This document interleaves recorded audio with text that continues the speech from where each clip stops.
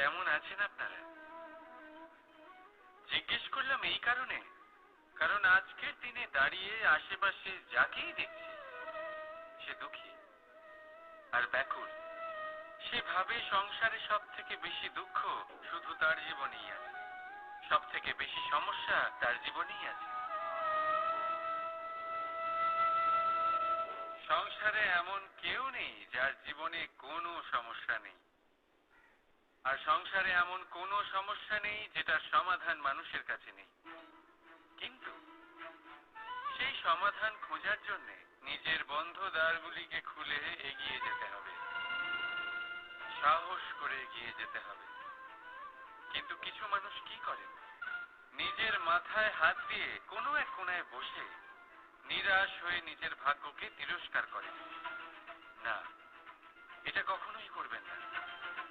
কর্ম করুন, এগিয়ে যান, সাহস দেখান, আর সব থেকে জরুরি কথা, সংযম হারাবেন না। কারণ আপনার লক্ষ্য যতই কঠিন হোক না কেন, সেটা অবধি পৌঁছানোর রাস্তা আপনার পায়ের তলা দিয়ে সর্বদাই যাবে। রাধা রাধা। আসুন আজ আপনাকে একটা প্রশ্ন করি। মানুষ অন্ধকারকে বড়ই ভয় পায়, এরকম কেন?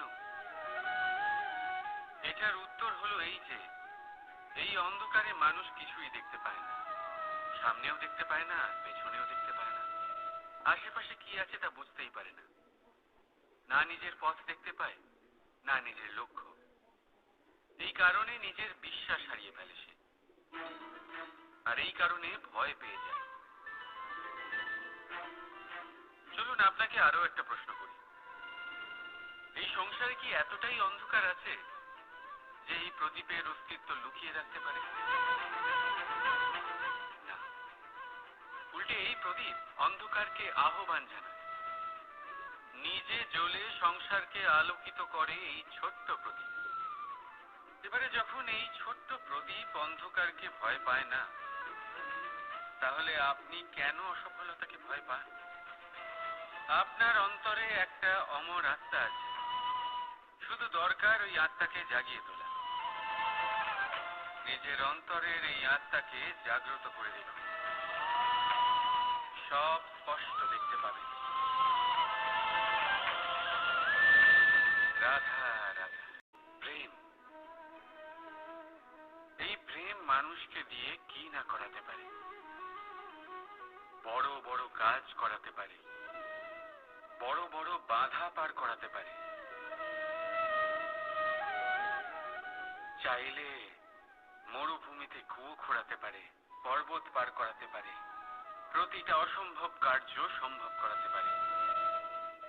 কিন্তু যদি আমি এটা বলি যে প্রেম আপনাকে দিয়ে ছলনাও করাতে পারে, তাহলে কি আপনি তা ঠিক মনে করবেন? আপনার কি মনে হবে যে এরকম হতে পারে? অবশ্যই হতে পারে। যেমন আমি ছল করছি এই মুহূর্তে আমার রাধার জন্য, আমার প্রেমের জন্য। আমি রাধার সাথে অনন্ত প্রেম করি, নিঃস্বার্থভাবে প্রেম করি, কিন্তু তাও আমাকে একটা ঠকবাজ, স্বার্থপর, লোভী ব্যক্তি হতে হচ্ছে। এই ছলনা আমাকে করতে হচ্ছে আমার প্রেমের জন্য। এবারে আপনারা আমাকে বলবেন যে কেন কৃষ্ণ এসব করার কি দরকার? রাধার সাথে তুমি বিবাহ করে তুমি কি শান্তির নিঃশ্বাস নিতে পারো না? নিশ্চয়ই নিতে পারি। রাধার সাথে বিবাহ করে আমি ভীষণ সুখী হব, কিন্তু আমি এই কথাও জানি যে আমার রাধা সুখী হতে পারবে না। কারণ যদি এই বিবাহ হয়, তার মাতা পিতা, তার পরিবারকে বর্ষণা ত্যাগ করতে হবে। রাধার মনের মধ্যে একটা গভীর ক্ষতের সৃষ্টি হবে, দুঃখ তাকে কুড়ে কুড়ে খাবে। ও এটা মনে করবে, এটা জানবে যে ওর জন্য ওর মাতা পিতাকে এত কষ্ট ভোগ করতে হচ্ছে। এবার রাধার কষ্টকে ভিত বানিয়ে কৃষ্ণ নিজের সুখের মহল কি করে তৈরি করতে পারে? কারণ যাদের আপনি ভালোবাসেন শুধু তাদের ভাবনা নয়, আপনার প্রেমিক যাদের ভালোবাসে তাদের ভাবনার খেয়াল রাখাটাও আপনারই কর্তব্য।